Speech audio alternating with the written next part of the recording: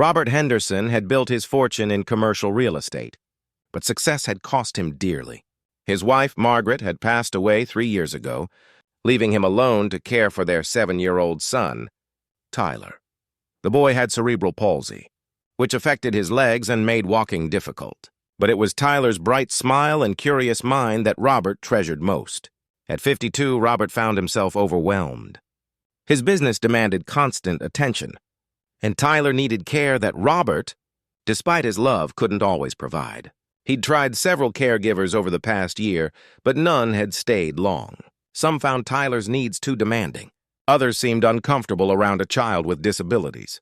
When Claire Morrison walked into his home for the interview, Robert noticed something different about her immediately. She was perhaps 45, with blonde hair pulled into a simple bun and kind, eyes that crinkled at the corners when she smiled. She wore a light blue shirt and a beige apron, as if she'd come straight from baking bread. "Mr. Henderson," she said warmly, extending her hand. "I'm pleased to meet you." Robert shook her hand, noticing the firmness of her grip. "Thank you for coming, Mrs. Morrison. Please call me Claire," she said. "I understand you have a wonderful little boy who needs some extra care." The way she phrased it, not as a problem to be solved, but as an opportunity to care for someone, wonderful, touched something in Robert's heart. Tyler was in the living room, working on a puzzle at the low table. When Claire entered, she didn't rush toward him, or speak in that overly sweet tone that so many people used with children who had disabilities. Instead, she approached calmly and knelt beside him at eye level. "Hello there," she said. "I'm Claire. That's a tricky puzzle you've got there." Tyler looked up at her, studying her face. "It's a map of the United States," he said proudly. "I'm learning all the capitals." "Are you now?" Claire's smile was genuine. "What's the capital of Idaho?" "Boise," Tyler answered immediately. "Impressive," Claire said. "You know, I grew up near there. Beautiful country."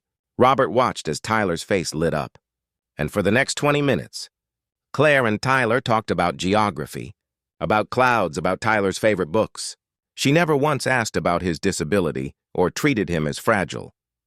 She treated him like a person, a smart, interesting person. Robert hired her that afternoon.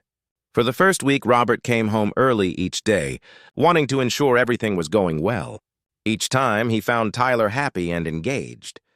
Claire had a gentle way about her. She never rushed Tyler or made him feel inadequate when his legs didn't cooperate. Instead, she'd simply say, "Take your time, sweetheart. We've got all day." By the second week, Robert began to relax. He installed a small security camera in the living room, not because he distrusted Claire, but because he'd learned to be careful. The camera was obvious, mounted on the bookshelf, and he'd told Claire about it. "Of course," she'd said. "You need to know your son is safe." "I understand completely." One evening, 3 weeks after Claire started, Robert was working late at his office downtown. His assistant had left for the day, and the building was quiet. He was reviewing contracts when he remembered he'd forgotten to ask Claire about Tyler's physical therapy schedule. He pulled up the camera feed on his phone, intending to call her after he saw what they were doing. What he saw made him stop breathing. Tyler was on the floor, and he'd clearly fallen while trying to walk from the sofa to the bookshelf. But it wasn't the fall that froze Robert's heart. It was what came after. Claire was sitting on the floor beside Tyler, and she was crying. Not the frustrated tears of a caregiver at wit's end, but deep, silent sobs that shook her shoulders. Tyler, his young face concerned, had put his small hand on her arm. Robert couldn't hear what they were saying through the camera's poor audio, but he could read lips well enough to see Tyler ask, "Why are you sad, Miss Claire?" Claire wiped her eyes and smiled through her tears. "Oh, honey, I'm not sad." "Not really. Sometimes grown-ups cry for complicated reasons." Robert watched as she helped Tyler sit up comfortably, her hands infinitely gentle. "Did I make you cry because I fell?" Tyler asked, and Robert's heart broke at the worry in his son's voice. "No, sweetheart. Absolutely not," Claire said, and her voice must have carried more than usual because Robert could hear it through the speaker. "You did nothing wrong. I cry sometimes because you remind me of someone I loved very much." Tyler was quiet for a moment. "Who?" Claire took a breath. "I had a son once. His name was Daniel. He had legs that didn't work quite right, just like yours. And he had the same beautiful spirit you have, curious and kind and so very brave. Where is he now? Tyler asked with the innocent directness of childhood. He's in heaven, honey. He got very sick when he was 10, and the doctors couldn't make him better. That was 5 years ago now. Robert's hand covered his mouth. He hadn't known. Her application had said widow, but she'd never mentioned a child. I'm sorry, Miss Claire, Tyler said, and then, in a gesture that made Robert's eyes fill with tears, Tyler hugged her. Claire held him gently, carefully, as if he were made of precious glass. Thank you, sweetheart. You know what, though? Taking care of you doesn't make me sad. It makes me remember all the good times. It makes me happy because I get to see Daniel in you, the same determination, the same wonderful mind, the same kind heart. I wish I could have met him, Tyler said. He would have loved you, Claire replied. You know what he used to say? He used to say that his legs might not work perfect, but his heart worked extra good to make up for it. I think the same is true for you. She helped Tyler back onto the sofa, then retrieved the book he'd been trying to reach. Robert watched as they settled in together, Claire reading aloud while Tyler followed along, occasionally correcting her pronunciation or asking questions about the story. Robert sat in his dark office for a long time after that, the phone still in his hand. He thought about his own grief, how he'd buried himself in work after Margaret died.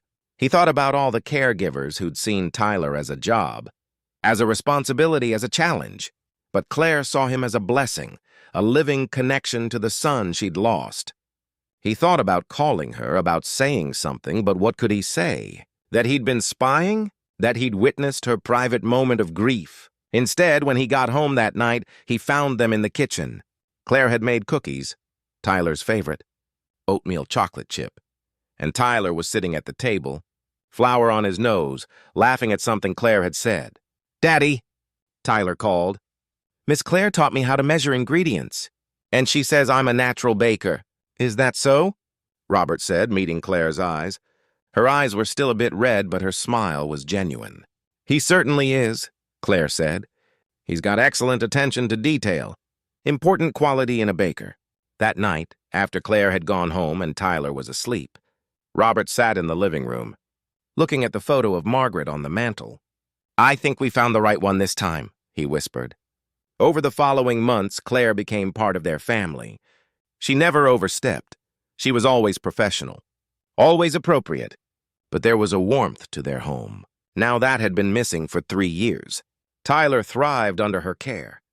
His physical therapy improved because Claire made it fun, turning exercises into games and challenges. His vocabulary expanded because Claire treated him like the intelligent child he was, never dumbing down her language. One Saturday morning, 6 months after Claire started, Robert was in his home office when he heard laughter from the backyard. He went to the window and saw Claire and Tyler on the lawn.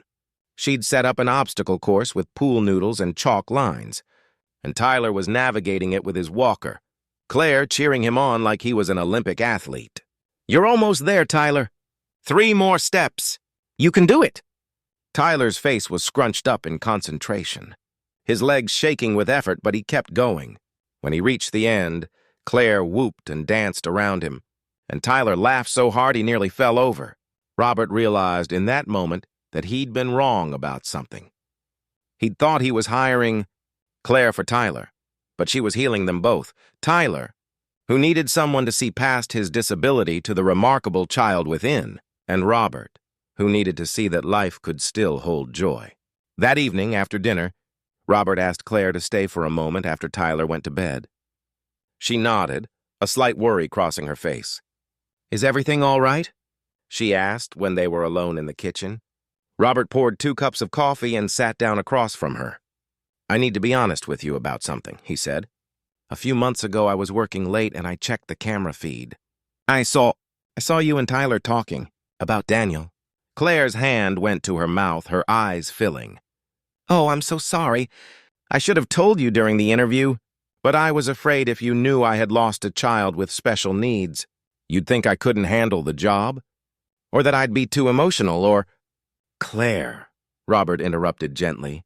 That's not what I'm trying to say. I'm trying to say thank you. She looked up at him, confused. Thank you for seeing Tyler as a person, not a patient. Thank you for bringing joy back into this house. Thank you for helping me remember that. Tyler's condition doesn't define him. His heart does. Robert's voice cracked. And thank you for loving him, even though I know it must hurt sometimes. Claire wiped her eyes.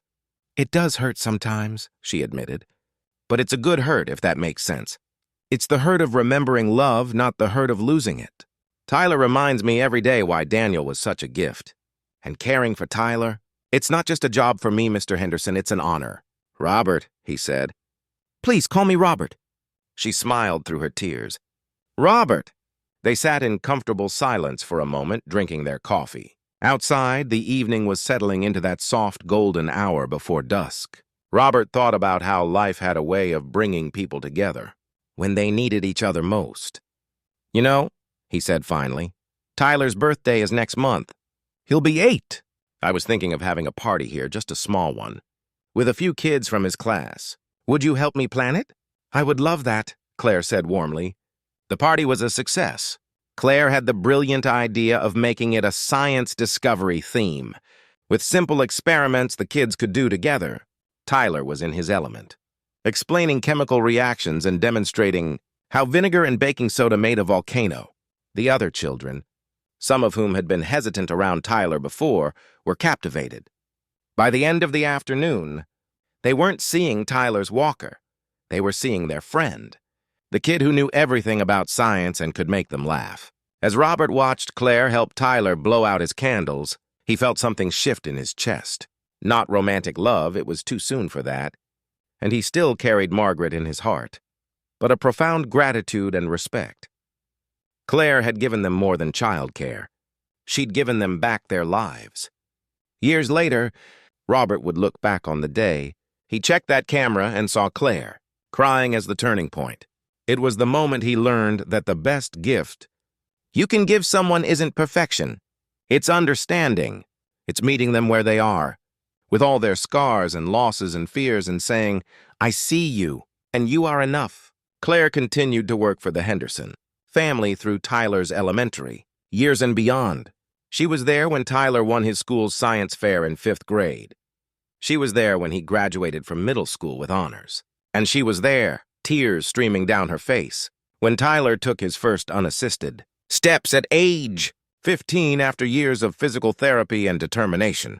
You did it, sweetheart, she whispered. And Tyler knew she was speaking not just to him, but to the memory of Daniel as well. Sometimes the people who come into our lives aren't just there to help us. They're there to show us that healing and love can coexist with grief, that caring for someone else can help us care for ourselves, that the broken places in our hearts can let the light in, if we're brave enough to let someone see them. And sometimes, when a lonely father checks a camera hoping to see that his son is safe, what he discovers instead is that they're both held in hands that understand exactly how precious they are. Grace, after all, has a way of arriving exactly when we need it most, often wearing a beige apron and a gentle smile, ready to remind us that love, in the end, is what makes us whole.